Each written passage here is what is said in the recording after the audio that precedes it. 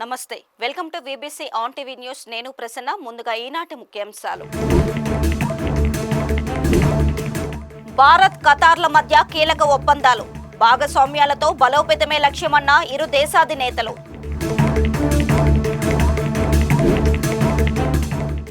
IPL నేపథ్యంలో cricket బెట్టింగ్లపై నిఘా, task force ప్రత్యేకంగా దృష్టి సారిస్తుందన్న విశాఖ సిపి.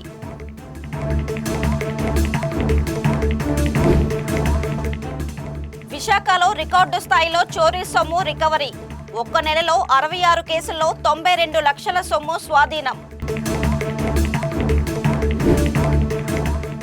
మత్స్యకారుల వేతలు తీర్చాలన్న మాజీ మంత్రి, ఎమ్మెల్యేలు. వేట నిషేధంలో పరిహారం ఇవ్వాలని కాకినాడ కలెక్టర్కు విజ్ఞప్తి. భారత్ ఖతార్ దేశాలు ఈ రోజు న్యూఢిల్లీలో 2 అవగాహన ఒప్పందాలు చేసుకున్నాయి. 2 దేశాల మధ్య వ్యూహాత్మక భాగస్వామ్యాలను పెంపొందించడం, అధిక పన్నులను నివారించడం, ఆదాయం పన్నుల ఎగవేతను నిరోధించడం వంటివి లక్ష్యంగా జరిగిన ఈ ఒప్పందాలపై ఇరు దేశాల ప్రతినిధులు, ఇరు దేశాధినేతలైన ప్రధాని Narendra Modi, Qatar Emir Sheikh Tamim bin Hamad Al థానీల సమక్షంలో సంతకాలు చేశారు. అంతకుముందు ఇరు దేశాల ఉన్నత స్థాయి అధికారులు ఈ ఒప్పందాలపై చర్చలు జరిపారు. విదేశాంగ మంత్రి డాక్టర్ ఎస్ జయశంకర్, ఆర్థిక మంత్రి నిర్మలా సీతారామన్, వాణిజ్యం పరిశ్రమల శాఖ మంత్రి పీయూష్ గోయల్, జాతీయ భద్రతా సలహాదారు అజిత్ దోవల్, పలువురు సీనియర్ అధికారులు భారత్ తరపున ఈ కార్యక్రమంలో పాల్గొన్నారు. అలాగే ఖతార్ మంత్రులు, ఉన్నతాధికారులతో కూడిన ప్రతినిధి బృందం హాజరైంది. కాగా ఈ ఉదయం రాష్ట్రపతి భవన్ వద్ద అమీర్ కు రాష్ట్రపతి ద్రౌపది ముర్ము, ప్రధాని మోదీ, పలువురు కేంద్ర మంత్రులు స్వాగతం పలికారు. Where we shall witness some shining examples of India-Qatar bilateral cooperation. These are by the way of exchange of agreements. First, we shall witness the exchange of agreement on establishment of strategic partnership between the Government of Republic of India and the Government of State of Qatar.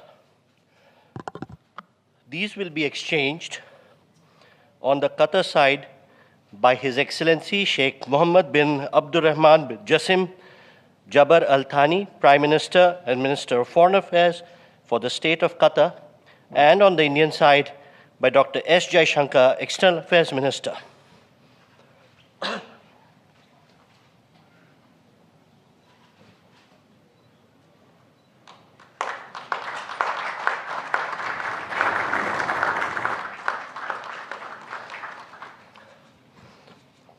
Thank you, Ministers. Next, we have the exchange of the revised agreement for avoidance of double taxation and prevention of fiscal evasion with respect to taxes on income between the Government of Republic of India and the Government of State of Qatar. These will be exchanged again on the Qatari side by His Excellency Sheikh Mohammed bin Abdurrahman bin Jassim bin Jabar Al Thani, Prime Minister and Minister of Foreign Affairs for the State of Qatar, and on the Indian side by Srimati Nirmala Sitharaman, Minister of Finance.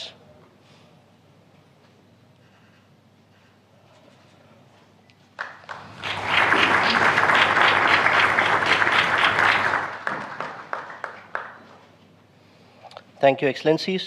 Ladies and gentlemen, this concludes the exchange ceremony.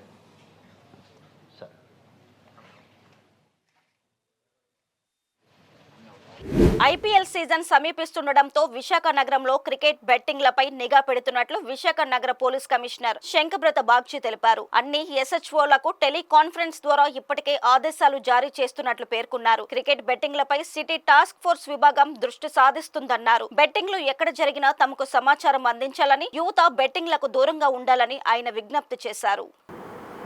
మేము నిన్ననే టెలికాన్ఫరెన్స్లో all ఎస్హెచ్ఓస్కి చెప్పాము, ఈ cricket season leagues అన్నీ జరగబోతుంది కాబట్టి మీరు స్పెషల్గా నిఘా పెట్టి క్రికెట్ బెట్టింగ్ పూర్తిగా అరికట్టాలి, అందరినీ ముద్దాయిలందరినీ అరెస్ట్ చేసి జైలు పంపాలి అని నిన్ననే చెప్పడం జరిగింది. కానీ స్పెషల్ టీం అంటే మీకు తెలుసు, సిటీ టాస్క్ ఫోర్స్ అని ఉంది, వాళ్ళకు క్రికెట్ బెట్టింగ్ మీద ప్రత్యక్షంగా నిఘా పెట్టమని చెప్పడం జరిగింది. అది కాకుండా నా ఫోన్ నంబర్ కూడా పబ్లిక్ దగ్గర ఒక వెపన్ అన్నమాట. అందరూ అది ఉపయోగించి మీ దగ్గర క్రికెట్ బెట్టింగ్ సంబంధించిన ఇన్ఫర్మేషన్ ఉంటే దయచేసి నాకు తెలియజేయండి అని రిక్వెస్ట్ చేస్తున్నాం మీ ద్వారా.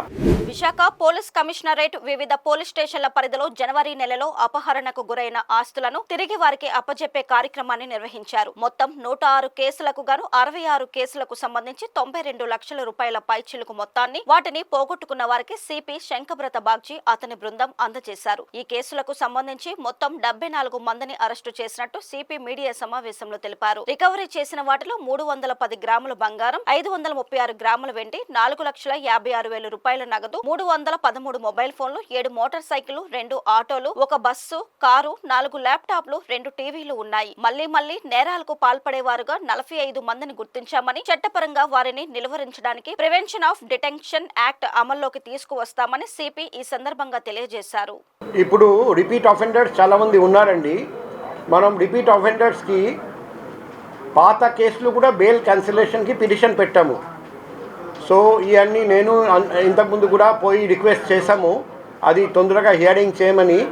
సో అక్కడ పాత కేసులు కూడా బెయిల్ క్యాన్సిల్ అయితే ఒక కేసు నుండి బెయిల్ మీద బయటికి వస్తే రెండో కేసు నుండి బెయిల్ మీదకి బయటికి వస్తే 3 కేసు, అలా మనం కంటిన్యూస్గా లోపల పెట్టొచ్చు.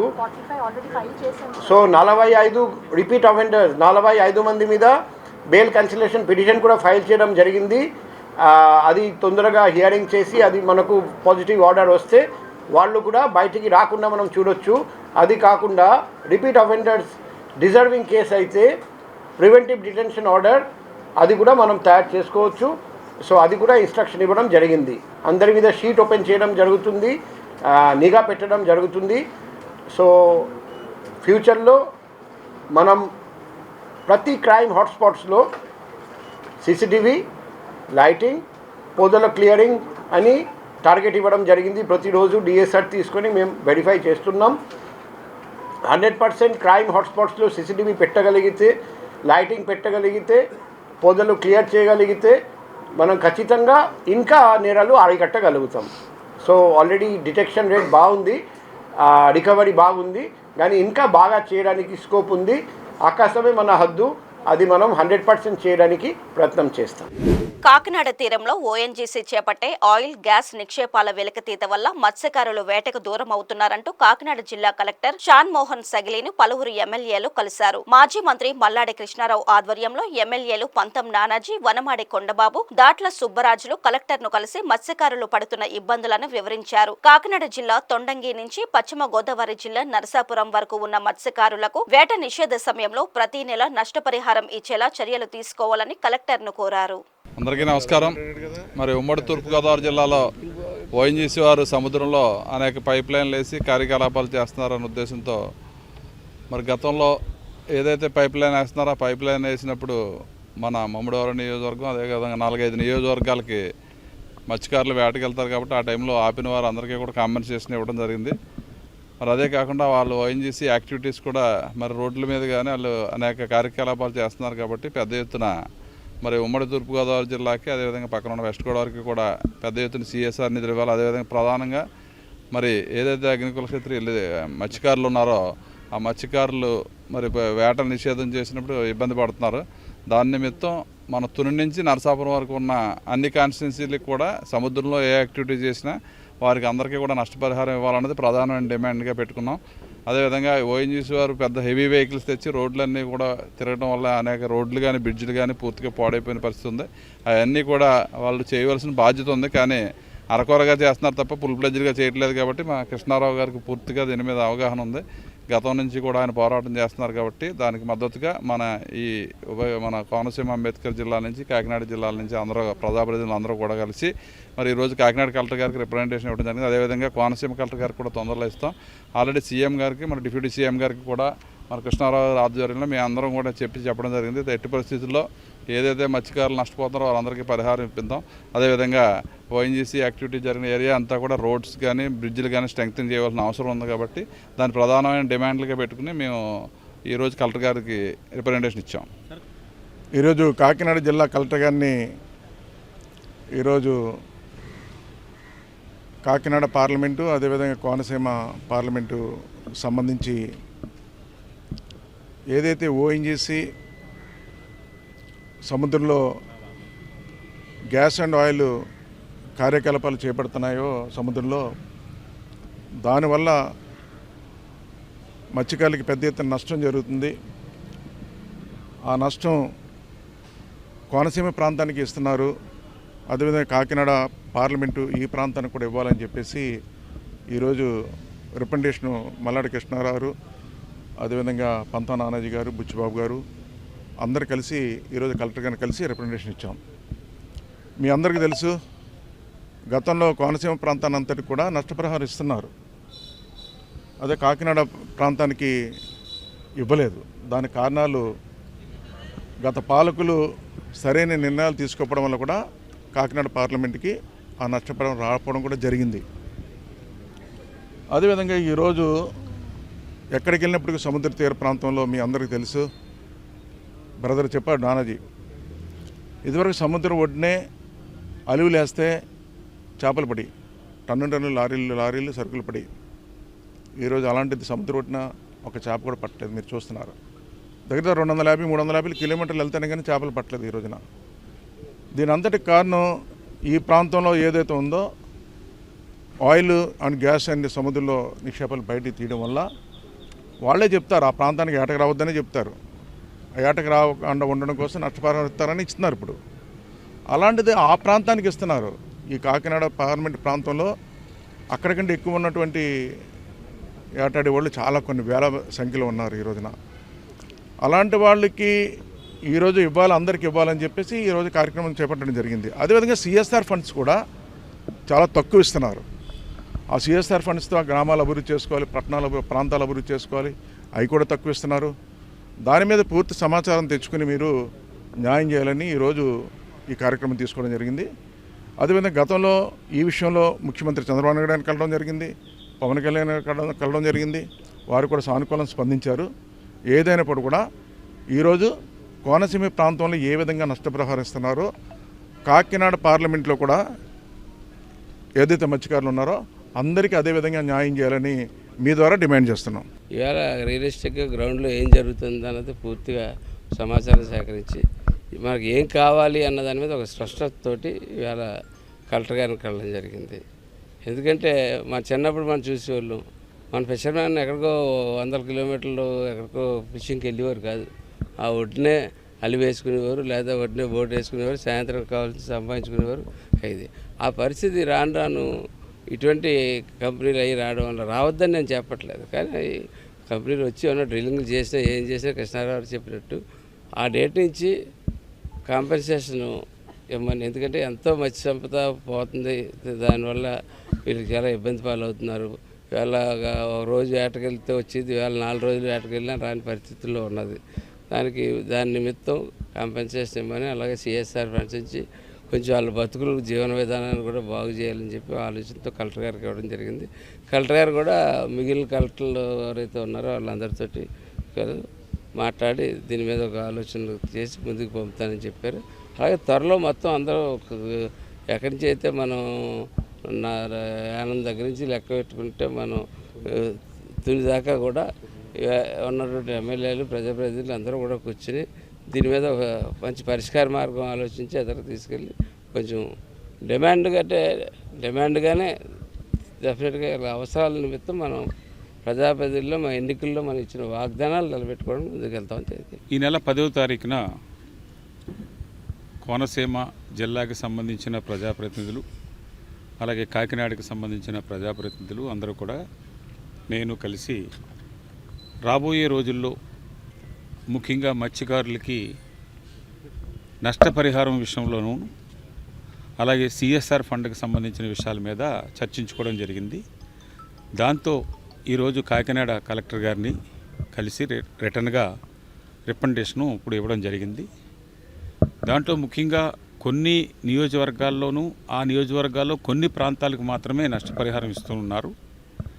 కానీ ఈ పక్కన కాకినాడ కానీ, కాకినాడ రూరల్ కానీ, పిఠాపురం కానీ, తుని కానీ ఈ ఏరియాలకు సంబంధించి కానీ, అలాగే అవతల కోనసీమ, వెస్ట్ గోదావరికి సంబంధించిన నియోజకవర్గాల్లోనూ ముందిస్తున్న కొన్ని నియోజకవర్గాల్లో కవర్ అవని ఏరియాలకు కూడా నష్టపరిహారం ఇవ్వాలి. ఇప్పటికే మత్స్యకారులకి చాలా వరకు వారు దాని మీద ఆధారపడిన వృత్తి మీద ఉన్న వాళ్ళకి సరైన ఆదాయం లేకుండా పోతూ ఉంది. అందుకని రాబోయే రోజుల్లో ఏ కంపెనీలు వచ్చినా కానీ వాళ్ళకి నష్టపరిహారం విషయంలో ముఖ్యంగా డ్రిల్లింగ్ చేస్తున్నప్పుడు ఎప్పుడైతే డ్రిల్లింగ్ స్టార్ట్ చేస్తారో ఆ స్టార్ట్ చేసినప్పుడు ఆ డ్రిల్లింగ్లో ఇది గ్యాస్ పడిందని కానీ వచ్చినప్పుడు ఏ డేట్ని అయితే మొదలు పెట్టారో ఆ డేట్ నుంచే ఇవ్వాలన్నది ఒకటి. అలాగే సిఎస్ఆర్ ఫండ్లో 1% మీరు పడిన తర్వాత ఆ పాయింట్ నుంచి ల్యాండ్ పాయింట్ వరకు మాత్రమే 1% ఇస్తున్నారు ఇచ్చే కాస్ట్లోను. అలా కాకుండా టోటల్గా డ్రిల్లింగ్ కాస్ట్లో కూడా ప్రాజెక్ట్ కాస్ట్ని 1% కంటే ఎక్కువ తీసుకోవాలి. ఏ ఏరియాలో జరుగుతుంటే ఆ ఏరియాలో ఎక్కువ నిధులు ఇచ్చి మిగతా నియోజకవర్గాలు అన్నిటికి కూడా సిఎస్ఆర్ ఫండ్ నిధులు ఇవ్వాలి. ఫిషర్మెన్ ప్రతి ఒక్కరికి కూడా కాంపెన్సేషన్ ఇవ్వాలన్న దాని మీద ఈరోజు కలెక్టర్ గారికి మేము అందరూ కలిసి అంతా ఎక్స్ప్లెయిన్ చేయడం జరిగింది. దక్షిణ కోస్తా రైల్వే జోన్ ప్రధాన పరిపాలన భవన నిర్మాణం కోసం విశాఖలోని ముడ్సల్లోవాకు సమీపంలో కేటాయించిన 54 ఎకరాల స్థలాన్ని బీజేపీ సభ్యులు పరిశీలించారు. విశాఖ పార్లమెంటరీ జిల్లా అధ్యక్షులు పరశురామరాజుతో సహా ఆరిలోవాకు చెందిన పలువురు బీజేపీ నేతలు ఆ ప్రాంతాన్ని సందర్శించి అక్కడ జరుగుతున్న భూ సాంద్రత పరీక్షల వివరాల్ని అడిగి తెలుసుకున్నారు. భూ సాంద్రత పరీక్షల నివేదిక వచ్చిన తరువాత భవన నిర్మాణ పనులను ప్రారంభించనున్నారు. విశాఖ రైల్వే జోన్ పరిపాలన భవనానికి టెండర్ ప్రక్రియ కూడా ప్రారంభమైనట్లు నేతలు తెలిపారు. ఉన్న బోర్స్ క్లోజ్ చేస్తేనే ఈ సరౌండింగ్ ఏరియా వాళ్ళకి వాటర్ వెళ్తుంది. ఆల్రెడీ మేడం గారికి కూడా తెలుసు ఆ ప్రాబ్లం, ఆవిడ కూడా ఫేస్ చేస్తారు. హాస్పిటల్స్ ఉన్నదంటే ఇంచుమించుగా 10 అడుగులు 12 అడుగులు వెడల్పుతో బోర్లు వేసి 3000 రీచ్ చేసి వాడు ఎక్కడ బోర్ వేసాడో జీవీఎంసీ వాడు సర్టిఫై చేయలేకపోతున్నారు. అది ఒక హాస్పిటల్లోడికే తెలుసు. అండర్ గ్రౌండ్ వేస్తే మొత్తం క్లోజ్ చేస్తాడు. దానివల్ల ఏమవుతుంది, ఆదా చేసుకొని ఇది కట్టేశారు. చూసుకోండి, మేము ఆదా చేసుకొని వర్క్ చేసుకోండి. రామకృష్ణాపురం, శ్రీకృష్ణాపురం, పైనాపురం ఉంది. వీళ్ళు వాడిన వేస్ట్ వాటర్ అంతా మున్సిపల్ కృష్ణాపురంలో వాడిన వేస్ట్ వాటర్ అంతా ఈవెన్ టాయిలెట్స్ సంబంధించిన అన్ని కూడా ప్రోగ్రామ్ పెట్టండి. సేవ్ మున్సిపల్ అని పెట్టి ఒక ప్రోగ్రామ్ పెట్టి మీడియా ధర్నా చేసి మెమరాండం తీసుకెళ్ళి కమిషన్కి ఇద్దాం. ఎందుకంటే ఇప్పుడు మనం జెండాలు ఇచ్చేసాం అనుకోండి, ఈ ఎలక్షన్ కోడ్లు చేయకూడదు ఇవన్నీ అంటారు మనకి. అల్లూరి సీతారామరాజు జిల్లా కలెక్టర్ ఏఎస్ దినేష్ కుమార్ దేవీపట్నం మండలంలో పర్యటించి కొండమొదల R&R కాలనీలు సందర్శించారు. పోలవరం ప్రాజెక్టు నిర్వాసితులను స్వయంగా కలిసి వారి సమస్యలను అడిగి తెలుసుకుని పరిష్కారానికి చర్యలు తీసుకోవాలని అధికారులను ఆదేశించారు. ఇళ్ల నిర్మాణం, ల్యాండ్ టు ల్యాండ్ పలు సమస్యలపై జిల్లా కలెక్టర్ కు స్థానికులు వినతి పత్రాలు అందజేశారు. అనంతరం కలెక్టర్ మీడియాతో మాట్లాడుతూ కాలనీ వాసులు పలు సమస్యల పరిష్కారాన్ని కోరుతూ వినతి పత్రాలను అందజేశారని తెలిపారు. ఇళ్ల మరమ్మతులు, డ్రైనేజీ సమస్య వంటి పలు సమస్యలను తన దృష్టికి తీసుకువచ్చారని చెప్పారు. వెంటనే అవసరమైన చర్యలు చేపట్టాలని సంబంధిత అధికారులను ఆదేశించామని కలెక్టర్ తెలిపారు. ఈ కార్యక్రమంలో రంపచోడవరం ఐటీడీఏ ప్రాజెక్టు అధికారి, సబ్ కలెక్టర్, ఇతర అధికారులు పాల్గొన్నారు. ఇవాళ పోలవరం ఇరిగేషన్ ప్రాజెక్టు సంబంధపట్టిన R&R కాలనీలో పర్యవేక్షణ చేయడానికి నేను, సబ్ కలెక్టర్ గారు, QITDA అండ్ ఇతర అధికారులు, ఇంజనీరింగ్ డిపార్ట్మెంటు అండ్ అదర్ సచివాలయం ఎంప్లాయీస్ అందరూ కూడా రావడం జరిగింది. ఇక్కడ మనం ఉన్నది పెదబీంపల్లి 3 కాలనీలో ఉన్నాము. ఇక్కడ 276 PDFస్ని ఇక్కడ నిర్వాసితులు తీసుకొచ్చి ఇక్కడ సెటిల్ చేయడం జరిగింది. ఒక 5 డిఫరెంట్ విలేజెస్ నుండి ఈ దేవీపట్నం మండలం ఉంటున్న వాళ్ళు ఇక్కడ నిర్వహిస్తున్నారు. లాస్ట్గా తాళూరు నుండి ఉంటున్న PDFs అన్ని కూడా లాస్ట్గా లేటెస్ట్గా ఒక 6 months ముందు ఇక్కడ వాళ్ళకి ఇచ్చిన ఇల్లు, కేటాయించిన ఇల్లులో ఉండి ఇప్పుడు ఇక్కడ నుంచి నివాసం స్టార్ట్ చేయడం జరుగుతుంది. దాదాపుగా ఒక లాస్ట్ 5 yearsగా ఈ ప్రాసెస్ అన్ని కూడా చేసిన వలన కొన్ని ఇల్లు అంటే 2021లో కంప్లీట్ చేసిన ఇల్లు కూడా ఇప్పుడే కొంతమంది టేక్అవుట్ చేసిన వలన కొన్ని చిన్న చిన్న రిపేర్స్ కనపడింది. ముఖ్యంగా రూఫ్ లీకేజెస్ కానీ, గోడల్లో కొన్ని కారిపోవడం కానీ, అట్లాంటి ఇష్యూస్ ఎక్కడెక్కడ ఉంటుందో అదన్నీ కూడా కాంట్రాక్టర్కి చెప్పేసి అదన్నీ కూడా స్ట్రిక్ట్గా రిపేర్ చేసిన తర్వాత మాత్రమే ఇక్కడ ఈ కాలనీ వాళ్ళ దగ్గర నుంచి టేక్అవుట్ చేసుకుంటామని వాళ్ళకి ఆదేశం ఇవ్వడం జరిగింది. ఇది కాకుండా ముఖ్యంగా ఈ సైట్ సెలెక్షన్ కూడా చుట్టూ అన్ని కూడా ఈ 2 పంట చేస్తున్న జరాయితీ భూమి వలన అక్కడ నుంచి నీళ్లు కింద నుంచి ఊట ద్వారా వస్తున్నది కూడా కనపడుతుంది. సో దానికి చుట్టూ ఆ సీపేజ్ వాటర్ని డ్రైన్ చేయడానికి, డ్రైనేజెస్ ఏర్పాటు చేయడానికి ఇక్కడ పంచాయతీరాజ్ ఇంజనీరింగ్కి ఆదేశం ఇవ్వడం జరిగింది. వాళ్ళు కూడా ఏ డైరెక్షన్స్లో చేసి ఊటి నీరు రాకుండా చూసుకోవడానికి ఏర్పాటు చేస్తున్నారు. దానికోసము అక్కడక్కడ సైట్ లెవెల్ చేసేసి ఊటి నీరు బయటకు రాకుండా అబ్జర్వ్ చేయడానికి కూడా కార్యక్రమాలు ఏర్పాటు చేశాం. సో ఇక్కడ ఉన్న నిర్వాసితులకు కూడా వాళ్ళతో ఇంటరాక్ట్ చేసినప్పుడు కొన్ని మంది ఒక్కొక్క 7-9 మందికి ఇక్కడ ఆర్ఎన్ఆర్ ప్యాకేజీలో ఇంకా కన్ఫర్మ్ అవ్వలేదు అని కూడా కొంతమంది రావడం జరిగింది. అది ఆర్ఎన్ఆర్ ఆఫీసర్స్, ప్రాజెక్ట్ అడ్మినిస్ట్రేటర్ వాళ్ళందరూ కూడా వెరిఫై చేసేసి కొన్ని మందికి అర్హదారిని కూడా వాళ్ళు నిర్ధారించారు. దాని తర్వాత వాళ్ళకున్న ప్రాసెస్ కూడా గవర్నమెంట్కి పంపించడం జరుగుతుంది. కొన్ని మందికి ఫ్యాక్చువల్ రిపోర్ట్ ప్రకారం వాళ్ళు అనర్హుదులు అని ప్రకటన చేసిన వాళ్ళకి we will give some orders. దాన్ని బట్టి వాళ్ళు అప్పీల్ చేసుకోవచ్చు పైన. వాళ్ళందరికీ కూడా ఈ గ్రీవెన్స్ సిస్టమ్స్ అన్ని కూడా పూర్తిగా ఒక సిస్టమేటిక్గా చేయడానికి కోసం ఆన్లైన్లో దీని గురించి ఒక పోర్టల్ ఏర్పాటు చేయడం జరిగింది. దాని ప్రకారం కూడా వాళ్ళు ఫిర్యాదుల్లో ఏ స్టేటస్లో ఉంటుంది, వాళ్ళు ప్యాకేజెస్లో వస్తుందా రాదా, దాని గురించిన విషయాలు వాళ్ళు చూసుకోవచ్చు. ఈ కాలనీస్ టేక్ ఓవర్ చేయడానికి ముందు ఇక్కడ ఆర్ఎన్ఆర్ ఆఫీసర్గా ఉంటున్న సబ్ కలెక్టర్కి ఒక కమిటీ ఏర్పాటు చేయడం జరుగుతుంది. ఇక్కడ ఉన్న ఆర్డబ్ల్యూఎస్ ఇంజనీర్స్, ఈ ఈపీడీసీఎల్ మంది, పంచాయతీరాజ్, గ్రౌండ్ వాటర్ వాళ్ళందరితో ఒక కమిటీగా పెట్టేసి మనం డిపిఆర్ ప్రకారము ఈ కాలనీలో 29 కోట్లకి ఓవరాల్ డిపిఆర్ పెట్టడం జరిగింది. ఆల్ 230 కోట్లు కదా, 76 కోట్లు. సో 276 క్రోర్స్ కాదు, 276 క్రోర్స్కి 29 కోట్లే. 29 కోట్లు డిపిఆర్లు కూడా వాళ్ళు డిపిఆర్ ప్రకారం చేశారా, క్వాలిటీ ఎట్లా ఉంటుందని ఒకసారి ఆడిట్ చేసిన తర్వాత ఓ రిపోర్ట్ తీసుకొని మాత్రమే ఇది హ్యాండ్ అవుట్ చేయించడం జరుగుతుంది. దాని తర్వాతనే కాంట్రాక్టర్కి లయబిలిటీ వదలడం జరుగుతుంది. సో ఇక్కడ ఉన్న సమస్యలు అన్నీ కూడా చూడడానికి ఇక్కడ 276 మంది పీడిఎఫ్స్ ఉంటున్నప్పుడు ఇక్కడ ఒక టెంపరీగా ఒక సొసైటీ కానీ ఒక కమిటీస్ కానీ నిర్వాసితుల మధ్యలో ఏర్పాటు చేస్తే ఇక్కడ ఉన్న లోపాలు కానీ ఇక్కడ ఉన్న ప్రాబ్లమ్స్ అన్ని కూడా కరెక్ట్ అడ్మినిస్ట్రేటివ్ అథారిటీ ముందు పెట్టేసి అది సరిచేయడానికి ఒక బాడీ ఏర్పాటు చేయడం చెప్పడం జరుగుతుంది. బిఫోర్ ఇది పంచాయతీగా మనం మెర్జ్ చేయడానికి ముందు అట్లాంటి ఒక సొసైటీ ఏర్పాటు చేస్తే ఒక ఆర్గనైజ్డ్గా ఇష్యూస్ అన్ని కూడా వాళ్ళు రిజాల్వ్ చేయడానికి వీలుంటుందని కూడా ఆర్ఎన్ఆర్ ఆఫీస్కి చెప్పడం జరుగుతుంది. సో రాబోయే కాలంలో దాన్ని కూడా చర్యలు తీసుకుంటాము. ఇది కాకుండా ఇక్కడ నుంచి ఏమేమి విషయాలు మనం నేర్చుకున్నాము, ఈ కాలనీస్ కడుతున్నప్పుడు ఎట్లాంటి లొకేషన్స్ ఏర్పాటు చేయాలి, ఏ అసెట్స్ మనం ముందు చేయాలి తర్వాత చేయాలి, దాని గురించిన లెసన్స్ కూడా రాబోయే కాలంలో మనం చేసిన ఆర్ఎన్ఆర్ కాలనీకి ఒక ఇన్స్ట్రక్షన్స్గా తీసుకొని చేయడానికి కూడా ఏర్పాటు చేస్తున్నాము. ఖచ్చితంగా ఈ ఆర్ఎన్ఆర్ కాలనీస్లో సంబంధపడిన సమస్యల వరకు ప్రధానంగా మనం ప్రయారిటీ ఇచ్చేసి అది కూడా సరిచేయడానికి అన్ని చర్యలు తీసుకుంటామని దీని ద్వారా చెప్తున్నాను.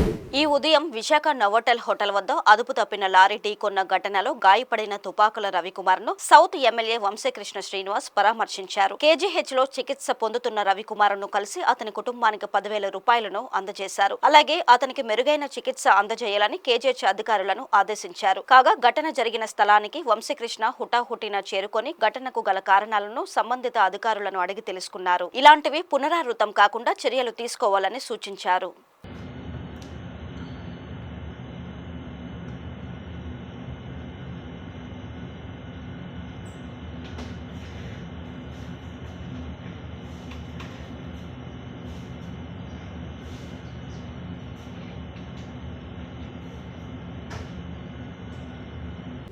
కర్ణాటక రాష్ట్రానికి చెందిన టీటీడీ పాలక మండలి సభ్యుడు నరేష్ శ్రీవారి దర్శన అనంతరం ఆలయం నుండి వెలుపల వచ్చే సమయంలో అక్కడ విధులు నిర్వహిస్తున్న ఉద్యోగి అత్యుత్సాహం ప్రదర్శించారు. బయటకు వెళ్లేందుకు మహాద్వారానికి ఎదురుగా ఉన్న గేటు తెరిచేందుకు నిరాకరించారు. తాను ప్రోటోకాల్ పరిధిలో ఉన్న బోర్డు సభ్యుడునని చెప్పినా గేటు తెరవకపోవడం ఏమిటని ప్రశ్నిస్తూ ఆయన ఆగ్రహం వ్యక్తం చేశారు. చివరికి టీటీడీ అధికారి వచ్చి సర్దు చెప్పడంతో వివాదం ముగిసింది. ఏమని పేరు ఇలాగే తిడతాడు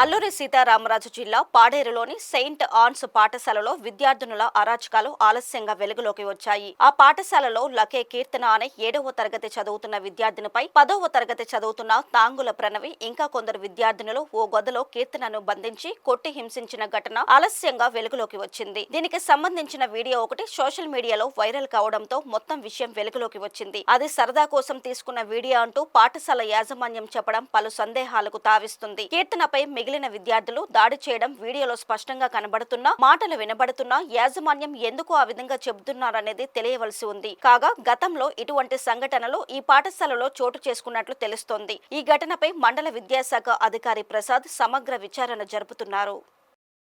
పిల్లలు కొట్టుకున్నట్టు వీడియోలు వైరల్ అవుతున్నాయి. దాని మీద మీ అభిప్రాయం ఏంటి మేడం? అంటే ఇక్కడ పిల్లలు కొట్టుకున్నట్టు మాకు కూడా తెలియదండి. ఇప్పుడు ఈవేళ మా ఫోన్కి వీడియో వచ్చినప్పుడు మేము కూడా చూసాం. చూడగానే మేమందరూ కూడా పరిగెత్తుకొని హాస్టల్కి వచ్చాం. పిల్లల్ని పిలిచి అడిగాం. పిల్లల తల్లిదండ్రులను కూడా పిలిచి మేము అడిగామన్నమాట. అడిగినప్పుడే మాకు తెలుసు. తర్వాత వాళ్ళకి ఇంక మీదట ఇలాంటివి జరగకూడదని కూడా మేము వాళ్ళకి చెప్పామన్నమాట. పరిచయాన్ని మాకు ఇప్పుడే తెలిసినా కూడా మేము వెంటనే పిల్లల తల్లిదండ్రులను కూడా పిలిచామండి. పిలిచి మేము తల్లిదండ్రులతో అన్ని విషయాలు చెప్పామన్నమాట. పిల్లలు కూడాను తల్లిదండ్రుల ముందు వాళ్ళు ఏం చేశారో అన్నీ చెప్పారనమాట. ఇప్పుడు చేసేదంతా కూడా 10th క్లాస్ పిల్లలేనండి. వాళ్ళకి ఎల్లుండి నుంచి పరీక్షలు. అందుకే ఇప్పుడు ఏం చెయ్యాలనేది మాకు కూడా తెలియడం లేదు. ఎందుకంటే వాళ్ళు ఇప్పుడు ఏదైనా చేసామంటే వాళ్ళు బాగా డిస్టర్బెన్స్ అయిపోయి పరీక్షలు కూడా సరిగా రాయారు. కాబట్టి మేమేమో తల్లిదండ్రులకు వార్నింగ్ ఇచ్చామన్నమాట. పిల్లలకి ఇలాంటి ఎప్పుడు కూడా బోర్డింగ్లో జరగకూడదని తాకీదు ఇవ్వడానికి మేము పేరెంట్స్కి చెప్పామన్నమాట. ఎప్పుడు కూడా జరగలేదండి. మా నోటీసులకి ఎప్పుడు కూడా రాలేదు. ఇదే ఫస్ట్ టైం జరగడము. అందువల్ల మేము కూడా చాలా బాధపడుతున్నాం. ఇది ఎలాగ జరిగింది, ఎందుకు జరిగిందని కూడా మాకు తెలియదు. ఇప్పుడు మాత్రం మేము తల్లిదండ్రులు కూడా గట్టిగా చెప్పామన్నమాట. వాళ్ళ పిల్లలకేమో ఇలాగ ఎప్పుడు చేయకూడదని తాకీదు ఇవ్వమని మేము చెప్పాము. కరెక్ట్గా చెప్పండి మేడం. వాళ్ళకేమో ఎల్లుండి నుంచి పరీక్షలు బోర్డ్ ఎగ్జామ్ స్టార్ట్ అవుతుంది.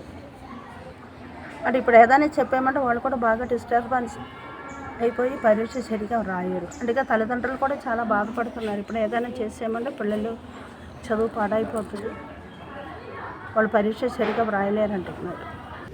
వైసీపీ తునిలో తలపెట్టిన చలో తుని కార్యక్రమానికి వెళుతున్న మాజీ మంత్రి వైసీపీ జగ్గంపేట నియోజకవర్గ ఇన్ఛార్జ్ తోట నరసింహం, యువనేత తోట రామ్జీ సహా పలువురు వైసీపీ నేతలను పోలీసులు అడ్డుకున్నారు. ఇంటి నుండి బయటికి వెళ్లకూడదంటూ కిర్లంపూడి మండలం వీరవరంలో తోట నరసింహంకి ముందుగానే నోటీసులు ఇచ్చారు. అయితే పోలీసులు కంటపడకుండా వైసీపీ నాయకులు, కార్యకర్తలు తుని బయలుదేరగా మార్గ మధ్యలోని రైల్వే చెక్ పోస్టు వద్ద పోలీసులు వారిని నిలిపివేశారు. దీంతో పోలీసులకు వైసీపీ నాయకులకు మధ్య కొంతసేపు వాగ్వాదం జరిగింది.